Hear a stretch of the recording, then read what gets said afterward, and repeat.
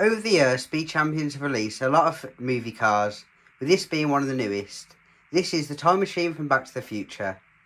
This set is set number 77256. I did just want to show you the back of the box on this set. As you can see, it displays that you can build the car in two different ways, with the one that's driving on the floor being for the first Back to the Future, and the one that's flying being for the second. And underneath there, it shows an Easter egg for the movie, with the dates being when the time travel to. But it's a cool back to the box anyway, a back of the box. I just wanted to show that to you. With this set, including 357 pieces, this set does have the most pieces out of the full January 1st wave. I think you can see that by some of the detail on the car. But it's just the highest piece count of all of the sets released on January 1st in the Speed Champions range. Along with the other Speed Champions that released on January 1st, this set does cost $22.99 in Great Britain, $27.99 in US and $27.99 in Europe. But this set does include 357 pieces, which gives the set a price per piece of 6p. This is at the top range of what LEGO usually offers for a LEGO set and shows how much of a great deal this set is.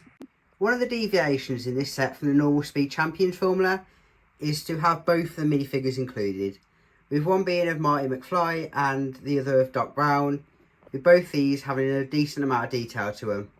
The first of these two figures is Marty McFly, as even though he has basic legs, if I pop off his hair, you can see he has a normal face, and just get its focus, where he's smiling, and on the back he has a more angry looking face, giving it two faces which you can display whichever way you like.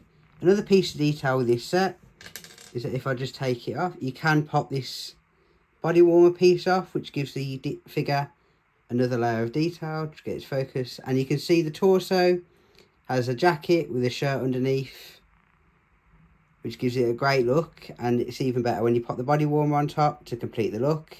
But overall, it is a great figure and is only one of the two in this set. The second of the two figures in this set is Doc Brown. As you can see, like Marty McFly, he only has basic white legs, but as you can see by the torso, most detail comes in with that. As you can see, he's got like a lab coat sort of deal going on, and he's got a belt with a bunch of stuff hanging onto it, and on the back he's got the radioactive nuclear sign. But like Marty McFly as well, if you take off his hair, he has got this normal face print, and on the back he's got a face print that's a bit injured and more of a frown look. But overall, it's a great selection of minifigures in this set, with a decent amount of detail included. Moving on to the actual set, this set only includes 7 stickers, which is amazing for a Speed Champion, and matches the Ferrari that was also released on the first. And it is great to see LEGO included more printed pieces, as it just makes the details look even better without the stickers included, as the printed pieces are more accurate than what a person can place on there. There's also a lot of detail on this set, as you can see here on the back. You do have the curve in there, just down here, and the movement of it, like on the Bugatti that we also saw. And also here in the engine part here, there's a lot of detail included. As you can see, there's a printed piece in there, and just a mix up of pieces which would make this set like it in the movie where Doc Brown built it and not an actual manufacturer or anything. And just gives a nice look to the back. Also included, as you can see here, is this wire piece, and if you turn it upside down you can see it's hooked, and just gives the set an extra piece of detail, and it gives it a more authentic look to what it was in the movie, and just has a great side profile because of all this detail. Another piece of detail that I did mention earlier is the fact that you can change the set around, as the wheels and the engine at the back will all change if you chose to do the other way. I did the one from the first movie with all the homemade parts in the back. But if I flip the box around again without knocking the set off, you can see that the car in there is from the second movie, and just gives this set another layer of detail. And it's really nice for LEGO to include the fact that you can make whichever one you want, but I did go for the original myself. Carrying on with the theme of details in the set, as you can see, the interior has some nice details to it. At the back here you can see the fusion core that is a big point in the movie, and then if you move to the front of the set here, you can see there's a plutonium level, and just in there, you can't really see it because of the camera angle, there is the original dates from the first movie at the time that it's travelled to. but it just gives this set another layer of detail and gives it some nice Easter eggs from the movie. So if I was to say how much skill you'd need to build this set, I would rate it around a 3 out of 10, as it is a Speed Champion set, so the building techniques in it aren't that advanced even. And I think if it was one of your first 10 to 20 sets, you would be okay building it without any issue on your own.